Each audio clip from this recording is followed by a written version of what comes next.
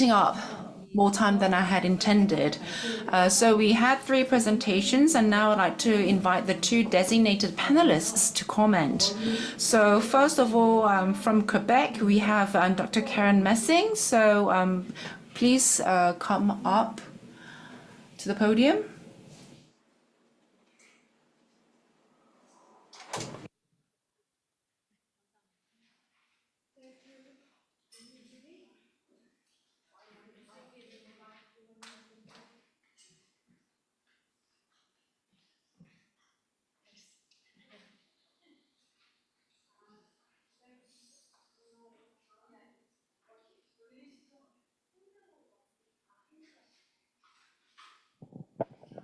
Okay. Okay, how is this? Better. Okay. Yes? Yes, I do want to thank the interpreters who have been doing an amazing job of translating all these technical terms into English for us. I'm very, very grateful. And thank you so much for bringing everybody I love in Korea into one room. That is a wonderful. This started because I said I was coming to Korea and I wanted to see my friends. And then it became the Gender and Occupational Health Symposium, and it got bigger and bigger. And Xiang-Hee did a lot more work than she probably thought she was going to do at the beginning. Anyway, thank you for letting me listen to all these interesting presentations.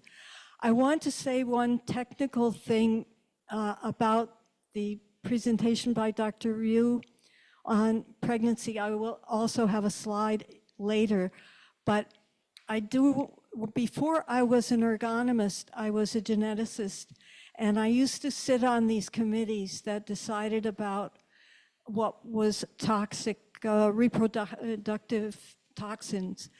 And I remember that at the time, and this is 50 years ago, they told us that there were about 100,000 chemicals being used in North American workplaces at that time. And that's not counting the combinations of chemicals and what their effects may be. So I just want to note that we can talk about compensation for problems, but if we are going to talk about reducing the number of fetuses with problems, we really need to be thinking also about industrial hygiene and keeping people from being exposed to any chemicals, because nobody is going to study those 100,000 chemicals in all the combinations of 3 and 4 chemicals to see what the effects are on fetuses. We really need to think about environmental protection. Okay, now I will talk about what I was supposed to talk about. And that is first this very interesting study by Kyun-hee Cho on weekend work. And this problem, what I've chosen to do for the rest of the comments is to talk about what the situation is in Canada and in my province of Quebec in Canada. So, because you may want to learn about how these problems are experienced.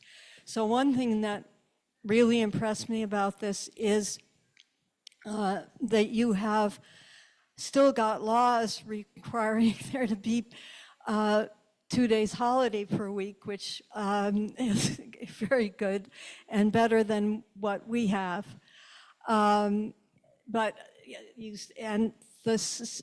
that said, the problems that Dr. Cho reported on are similar to what we've experienced, Melanie, Francois, and I, studying. We did a study of supermarket workers' schedules as well. Of course, this is a gender issue because of work-family interactions.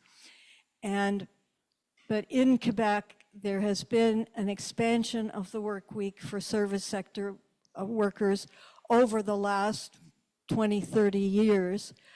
And one thing that happened was that we used to have Sunday closures of grocery stores, and now we have grocery stores that are open 7 days a week, but also, and I don't think you have this here, also they can be open 24 hours a day. And somebody wrote to the newspaper in Montreal and said, if I want a pork chop at 2 o'clock in the morning, I have a right to get that pork chop. So, but nobody, when they were thinking about this change, they thought about the people like me that would like to have shops open on weekends because maybe I work during the week. That's a social class phenomenon.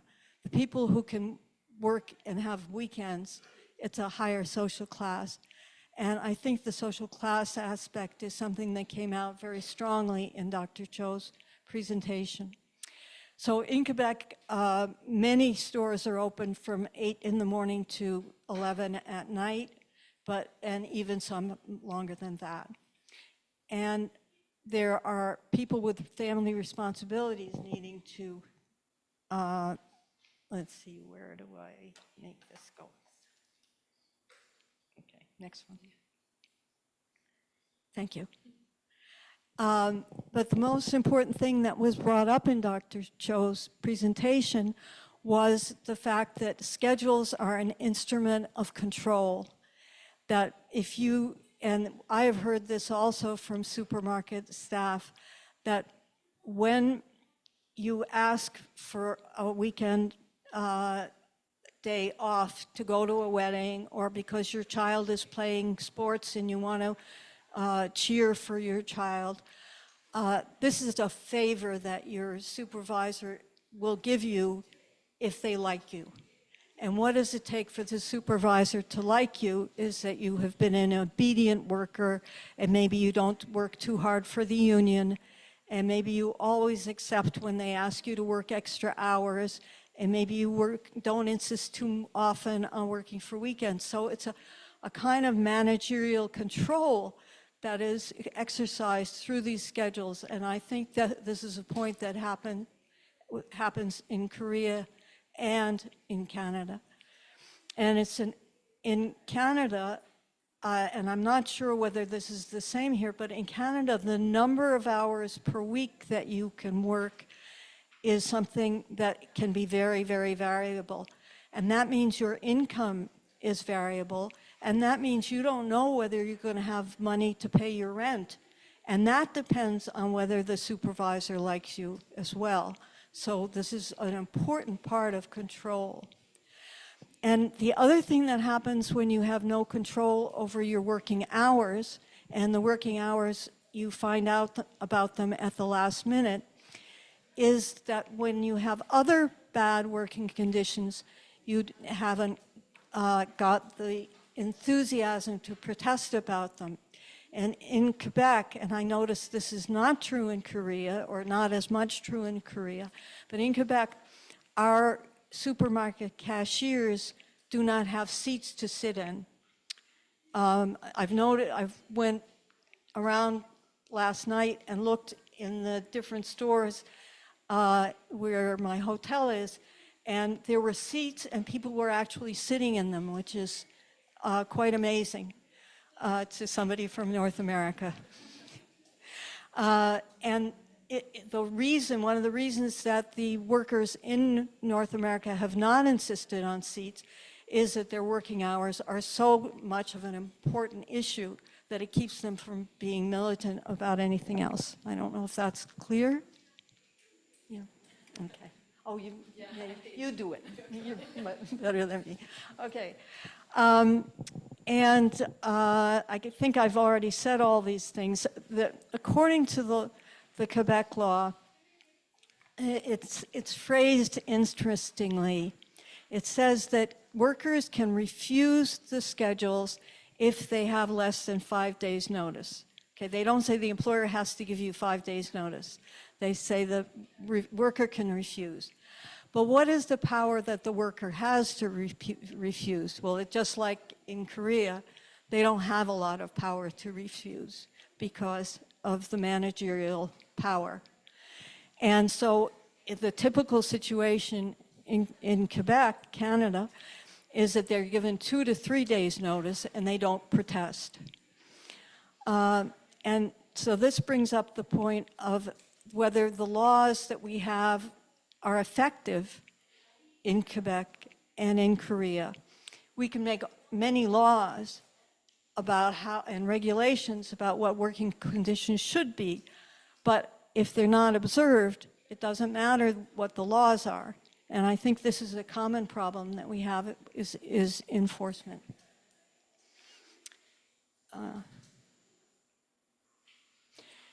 Okay, well, I guess that's all I had to say about the first presentation. And for some reason, I will be talking about Hanju's presentation afterwards.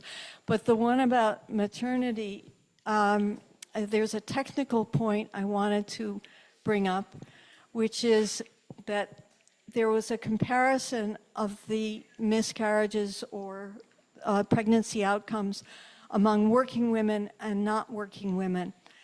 And this is something that I was told not to do because when women have more children, they tend not to be so much in the workplace because of the work-family conflict. I don't know if that's clear. So the more children a woman has, the less likely she is to work outside the home because she's working so hard in the home. And therefore, when you compare working and non-working populations, you will usually find that pregnancy outcomes are better among those people who are not working. But it doesn't prove that it's because of the working conditions. It's just because of a technical point. So I just want to point that out. That said, it was a very, very extensive presentation, and we don't have a law like that. And I don't know if what we have, I'm going to tell you about what we have, which is a law that says that a pregnant or a nursing woman who is exposed to a danger for herself or her fetus or her nursing child can apply for paid leave from the beginning of the danger for the child to the end of the pregnancy or the nursing. And the leave, an important part about this leave that was decided by when the unions were struggling for it many years ago is that it's not paid for by the individual employer who hires a pregnant woman. It's paid for by all employers, even if they don't have any women working for them. And this is something I would like to recommend to you because it's probably the most popular measure we ever had for women in the workplace. There's a lot of women who ask for this leave because of their working conditions. They can ask for it early in the pregnancy if there are chemical exposures, because chemical exposures work very, very early in the pregnancy to create problems for the fetuses. They can ask for the leaves a little bit later when there are problems for like prolonged standing in the workplace.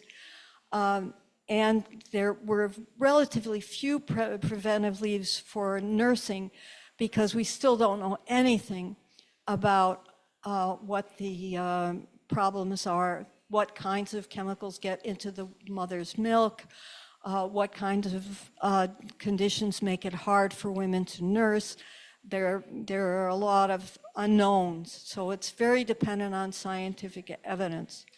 But most of the leaves start between 5 and 13 weeks of pregnancy, which is fairly early, and they will last for the whole pregnancy, and they're paid for by, it's complicated mathematics, but they're paid for almost at full pay. Since the law was passed first in 1979, employers hate it. And every time the law is discussed, the occupational health and safety laws are discussed, the employers say, we got to get rid of this law, this provision for preventive leaves. It's terrible. And every time women have come together in coalitions and argued and yelled and demonstrated and put pressure so that we could keep it. And so far, we have been able to keep it. Although I'll tell you a little bit more about that this afternoon. Next. Whoops. Thank you. You're ahead of me. The presentation by Hanju I also found very, very interesting because, well, I don't know anything about heat exposure. I know that in Quebec, because of climate change, we usually have cold exposure, right, in Canada.